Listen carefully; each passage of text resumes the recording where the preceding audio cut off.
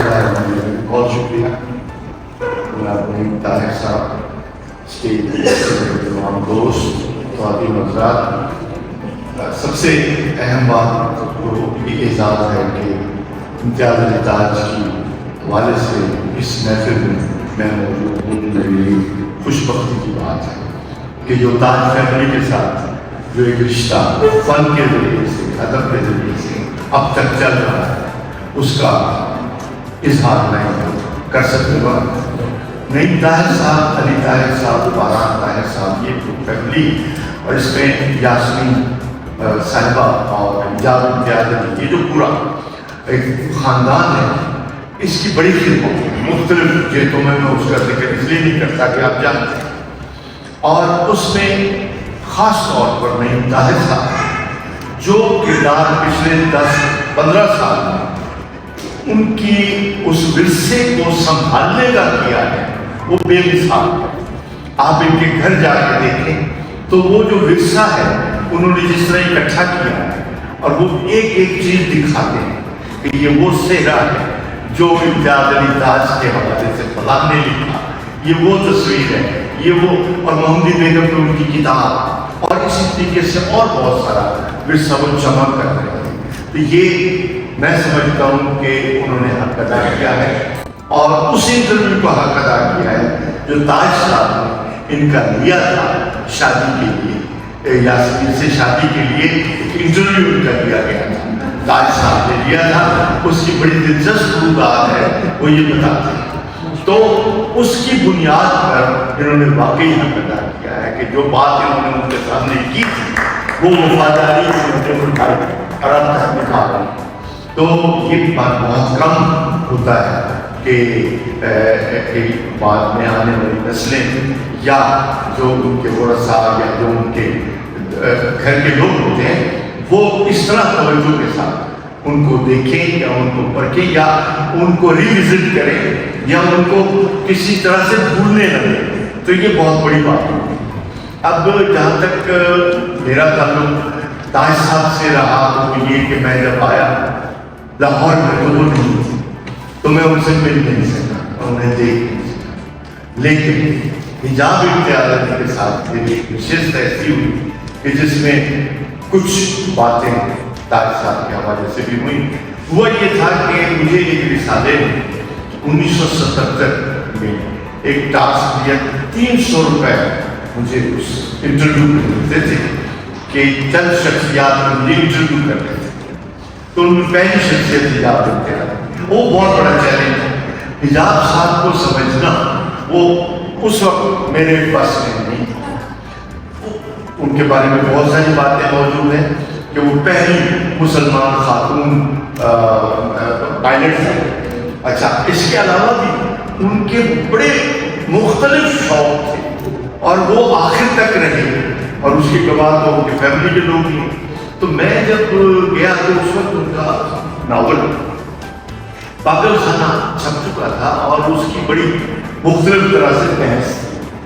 وہ دراصل وہ ایک فینٹیسی ورلڈ ہے۔ دراصل انہوں نے استعاراتی طور پر اس دنیا کو پاگل خانہ بنایا، اور پھر اس میں جو سیاست کے مورے ہیں یا اس میں جو سامراجیت کے مختلف کردار ہیں ان کو کس طریقے سے دکھایا، تو وہ ایک فینٹیسی ورلڈ ہے۔ تو میں گیا تو پہلا میں ابھی سوال کرنے لگا، انہوں نے میرا انٹرویو شروع کر دیا۔ کہتی ہیں کہ تم کیوں آئے؟ میں نے کہا وہ رسالہ ہے، اس نے یہ کہا ہے تو تم نے پاگل خانہ پڑھا ہے؟ کہ جی میں نے پڑھا ہے۔ کیوں پڑھا؟ مجھے سمجھ نہیں آئی۔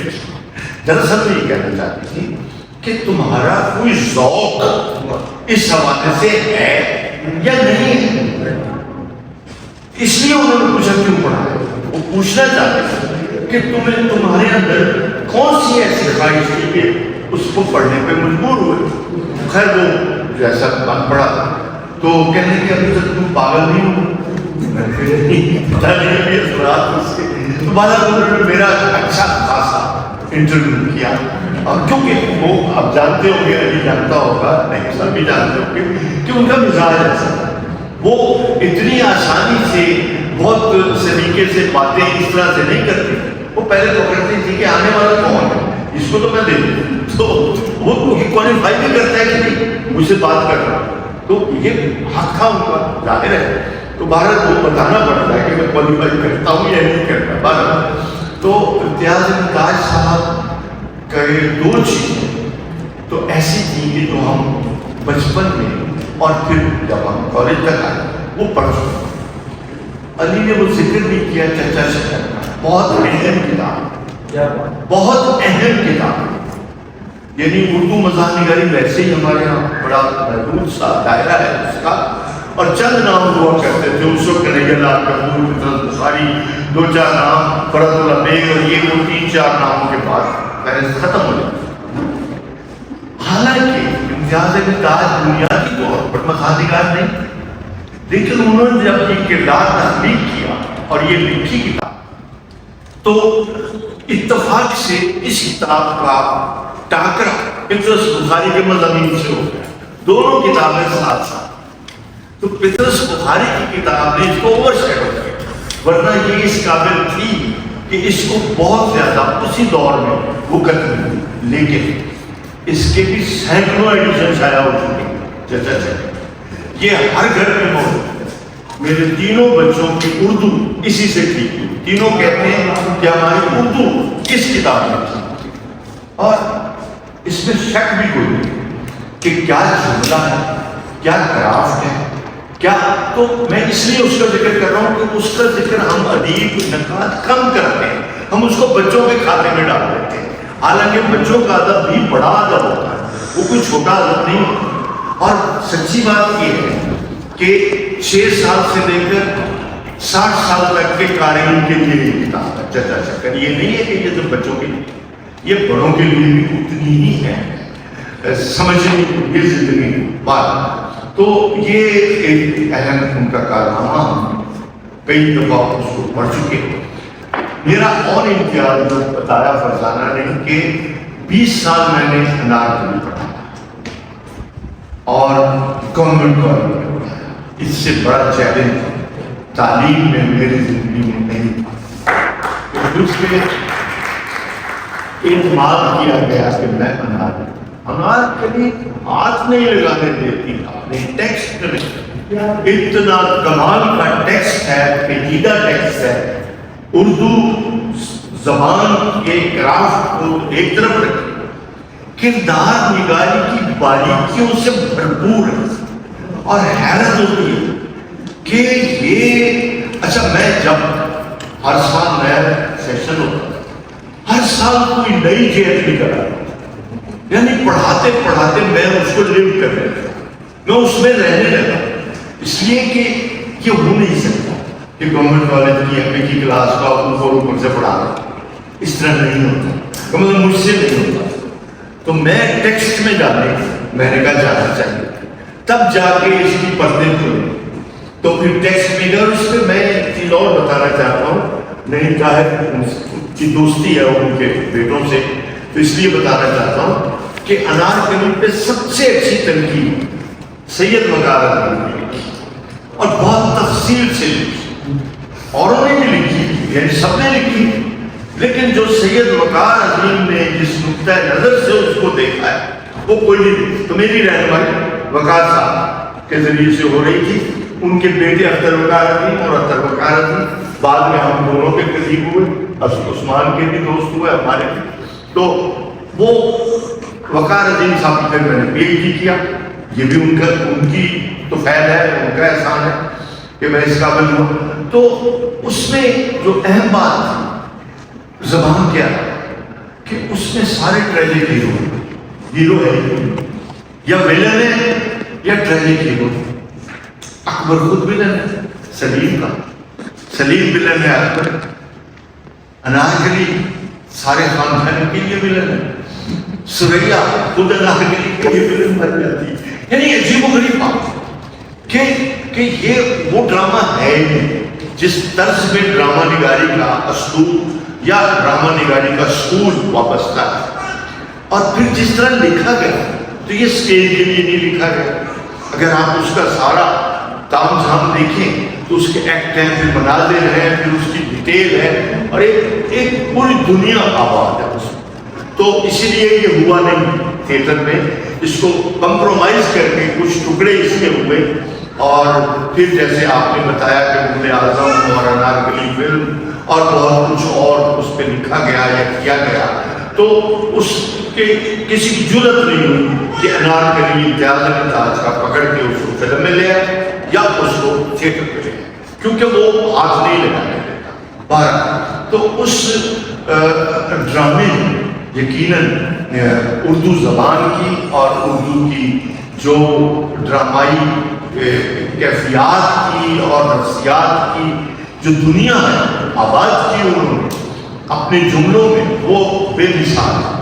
اور اس کی پرتیں جب بھی میں دیکھتا ہوں تو وہ مختلف طریقے سے مجھ پر کھلتی ہیں اور آتی ہیں.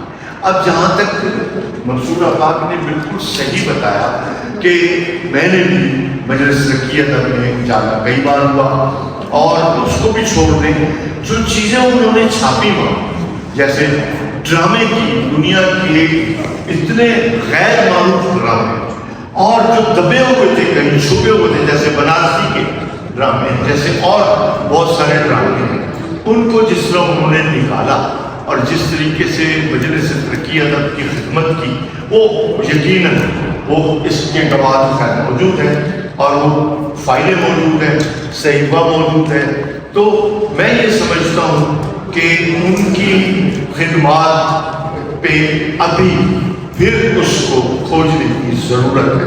اب میں جب ان کے بارے میں پڑھ رہا تھا مختلف جگہوں پہ، تو انتظار حسین کا ایک مضمون چراغوں کا دھواں میں شامل ہے، ان کی کتاب ہے جس میں ان کی یادیں ہیں.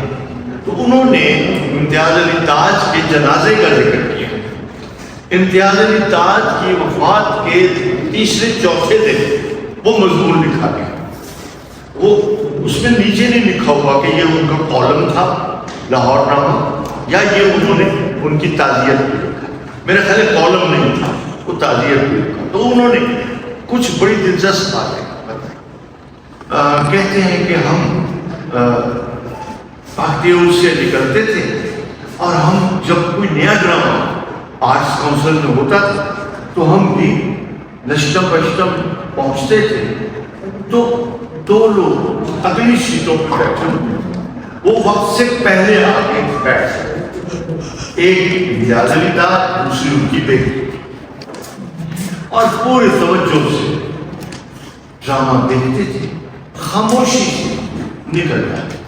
یہ کہتے ہیں کہ ہر دفعہ ہمیں اتفاق ہوا کہ وہ ہر ڈرامہ دیکھتے اور اگلی سیٹ پہ بیٹھ ہوتے تھے، اور پھر کسی سے ملے بغیر چلے جاتے تھے. تو انہوں نے پھر ان کے جنازے کا احوال بھی لکھا کہ مجلس رقی ادب کا کیا بنے گا. لوگ باتیں کر رہے تھے کہ جس طرح کام وہ کر گئے، اب اس کو کون سنبھالے گا اور کیسے ہوگا یہ سب. اور ٹھیک بتایا منصور نے کہ اس کو پھر سنبھالا نہیں گیا تھا.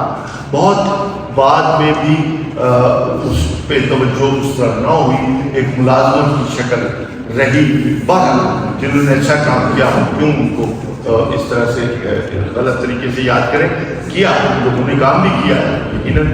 تو بہرحال تو انتظار صاحب نے بڑی توجہ کے ساتھ اس پورے جنازے کا احوال لکھا کہ لاہور اس وقت کتنا اداس تھا اور کیا، اور جس طریقے سے وہ یہاں سے رخصت ہوئے. تو میں یہ سمجھتا ہوں، آخری بات میں بس یہی کروں گا کہ سچ بات یہ ہے کہ زلفی صاحب نے بھی ٹھیک بات کی، عثمان پیرزادہ نے بھی، کہ جو ورثہ تھا وہ موجود تو ہے، لیکن اس کی بنیاد پر جو مستقبل کی عمارت استوار ہوئی وہ نہیں.